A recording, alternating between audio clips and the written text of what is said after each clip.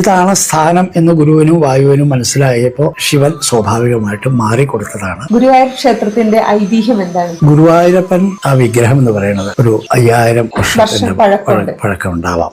കൃത്യമായിട്ടൊരു കണക്ക് എനിക്ക് അങ്ങനെ പറയാൻ ഞാൻ അധികാരിയല്ല, എങ്കിലും കേട്ടറിവുകൊണ്ടുള്ള ഒരു കണക്കാണ്. വസുദേവര് വെച്ച് പൂജിച്ചിരുന്ന ഒരു വിഗ്രഹമാണ് വസുദേവര്. അപ്പോൾ വസുദേവര് പൂജിച്ചിരുന്നു. അതിനുശേഷം നാരദാദികളായിട്ടുള്ള മഹർഷിമാര് പൂജിച്ചിരുന്നു.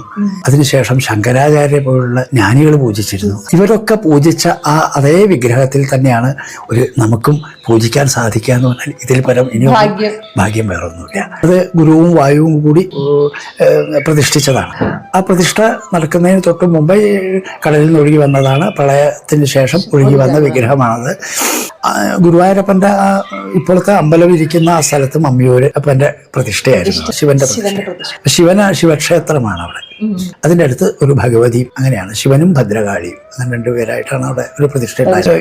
ഇതാണ് സ്ഥാനം എന്ന് ഗുരുവിനും വായുവിനും മനസ്സിലായപ്പോൾ ശിവൻ സ്വാഭാവികമായിട്ടും മാറിക്കൊടുത്തതാണ്. അങ്ങനെയാണ് പറയുന്നത്. അപ്പോൾ മമ്മിയൂർക്ക് മാറിയതാണ്. ഇവിടെ ഗുരുവായൂരപ്പനെ പ്രതിഷ്ഠിച്ചു. അപ്പോൾ അരികത്ത് തന്നെ ദേവി ഉണ്ടാവും. അതാണ് ഇടത്തരികത്ത് കാവിലമ്മ എന്നാണ് ആ ദേവിയെ പറയുക. ഭഗവതിക്ക് ഇടത്തരികത്ത് കാവ് എന്നാണ് പറയുക. അപ്പോൾ മമ്മിയൂരപ്പനെ സ്മരിക്കാനായിട്ട് ഈ ഭഗവതിനെ അവിടെ തൊഴുത് കഴിഞ്ഞാൽ മമ്മിയൂർക്ക് നോക്കി അവിടെ നിന്ന് തന്നെ തൊഴുത് സ്മരിക്കും.